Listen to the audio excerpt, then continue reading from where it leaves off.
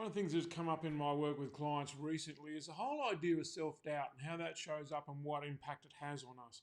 Now, self-doubt is actually one of a bundle of feelings that I think it's worth mentioning here. So if we take the generalized situation, then self-doubt is a bunch of what the so-called in the bunch called of so-called negatives called shame, or not called, but referred to as shame, guilt, fear, those kind of things. So if we looked at the whole bunch rather than just self-doubt, then probably we're going to get a whole lot further than if we don't mention that. So essentially what happens for pretty much all of us at some point or another is bad feelings surface. In other words, I feel bad about what I said to somebody. I'm ashamed of what I said or what I did. I'm afraid that I might mess something up, or that someone's going to yell at me, or whatever it is. And there's, generally speaking, bad feelings come to the surface. And typically what we tend to do with that, because these feelings are so ugly and so hard to deal with, and because none of us woke up in the morning saying to ourselves, well, I'm looking forward to a bunch of bad feelings today, what we want to do is we want to make those bad feelings go away. We'll pretty much do anything that will actually make those feelings go away, so to speak. So clinically, we speak about this as suppression. So what we do is we push those feelings down. You can say push them away. It actually doesn't matter what it is. And I'm not saying we push them down into our body, although that is a consequence sometimes, is that we end up physically wearing what it is that's stressing us out, so to speak. So we push the feelings down or whatever, but the way that we do that's important. Essentially what we do is we distract ourselves. So I'm worried about, a business conversation that I've got to have on Wednesday, and so I start to think about it now. I'm kind of a little bit, I'm worried, but worry kind of is a version of fear. So actually there's fear that I'm going to mess it up.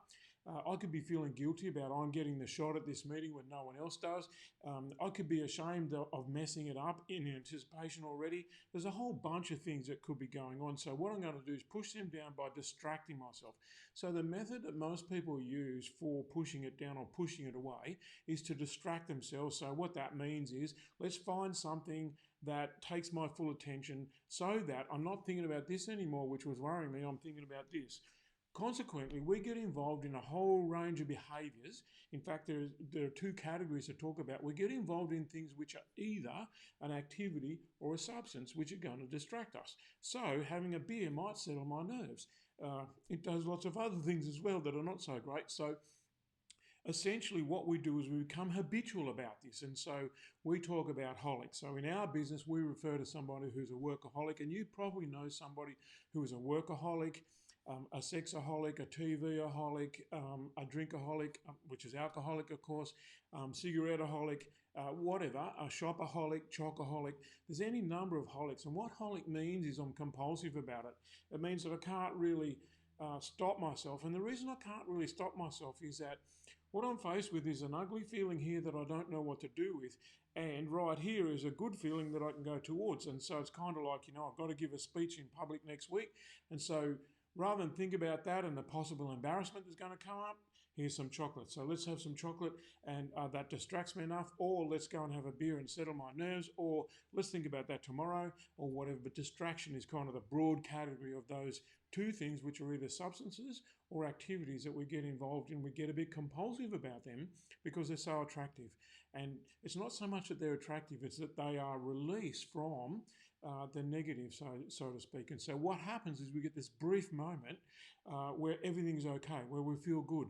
And the problem, I say brief moment could actually be 24 hours. It could be a week even, just depends on how heavily you want to get involved. Workaholic, for example, could go on for a lifetime.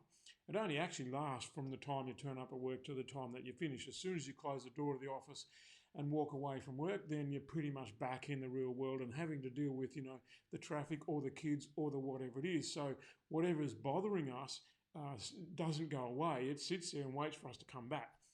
You can drink your problems away, the trouble, or your sorrows away. The trouble is you can't really drink them away. You can only drink to the point where you're distracted.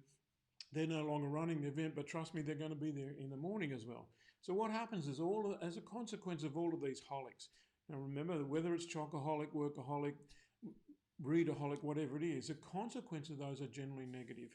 And so if I'm a readaholic, what happens is I just distract myself by reading a novel or whatever it is, and I don't get things done that need to be done. Whether that's a difficult conversation I've got to have with somebody, whether it's some work I've got to do, doesn't really matter what it is. The problem with all of that stuff is it has negative consequences. And so if I'm not applying myself to the things that I need to do, there are going to be negative consequences. If I eat too much chocolate, there's negative consequences. If I have too many beers, negative consequences.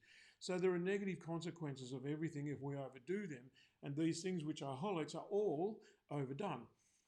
The result of that negative consequences is that feeds the original bad feelings, and so there I end up back again, feeling ashamed that perhaps I drank too much, or feeling guilty that I didn't spend the time with the people that I should have, or worrying that it's all going to be bad news still, or whatever it is. So the bad feelings come back.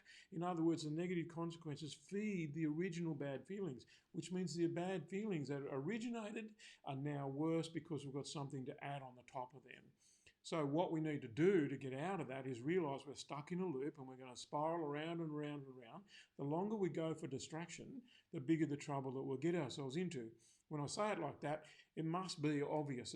It's perfectly common sense that the more we spend time distracted, then the less time we're being effective and the more damage we're doing in our own lives to ourselves and to the people around us. The reason why we get compulsive about it is pretty instructive though. Generally speaking, if you take something, say, like alcohol, where you get someone who's so into it that they've gone into the holic region, and you talk to an alcoholic, if you've ever seen an alcoholic, the chances are you'll hear them talking to the bottle. And they'll be saying things like, "You're the only one who understands me." The actual conversation with the bottle. Smokers will call their cigarettes, well, they won't call them cigarettes, that's what you and I call them. They will call them fags, smokes, durries, nails. Basically, the alcohol won't be called by its name. It'll be called, my friend or whatever it is. Heroin addicts don't call heroin heroin. We call it heroin, but they call it white horse, smack, lady, whatever. So they've got terms of endearment for it. So one of the things we don't notice is that as a consequence of getting involved with these distractions, what we do is we form a relationship with them. And that relationship becomes compulsive. And so it's kind of like, if you recall what I said about the alcoholic, is you're the only one who understands me. The cigarette is my only friend. That's the only me time that I get. You'll see that these expressions are all about me and my hurt and needing help and needing intimacy and closeness as someone who understands.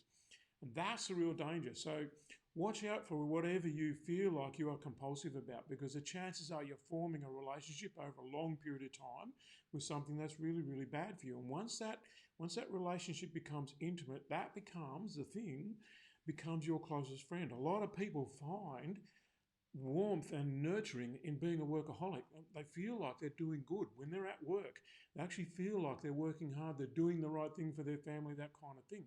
So these things can quite often be heartwarming or sense of where we get our sense of being a good person, so to speak. The problem is that intimacy is a massive overall problem for it. We've got to watch out for that. When you say, okay, so all right, Paul, that's good. That's the result of 35 years of watching people. What's the solution? The solution's pretty simple. Most of us need to go cold turkey, but we don't want to. And what that boils down to is if it's alcohol or cigarettes, it's easy to describe. We just say, okay, when you're ready, you need to give it up. And ultimately, that's the thing that we need to do. We need to take ourselves home from work. If we're a workaholic, we actually need to walk out and close the door. But earlier, you don't need to kind of go cold turkey with workaholic. You just need to finish work at a reasonable time. So there are obvious things we need to do here. What's going to happen for most people is when you go cold turkey on something that has been supporting you, then what happens is all those bad feelings arise and we're back having the original problem that might have started 20 years ago. What we need to do is turn towards that feeling, because as you allow that uncomfortable feeling to surge into your torso and take over, so to speak, that gives you the opportunity to welcome it in and to watch it dissipate. In other words, it's a resistance to that feeling. It's a pushing away of that feeling that gives it strength and gives it power. As we relax into it, as we allow the feeling to be there, whether that's anger, whether that's sadness, whether that's fear, if we can just sit with it. I'm not suggesting you're going to be comfortable. I'm not suggesting you're going to have fun.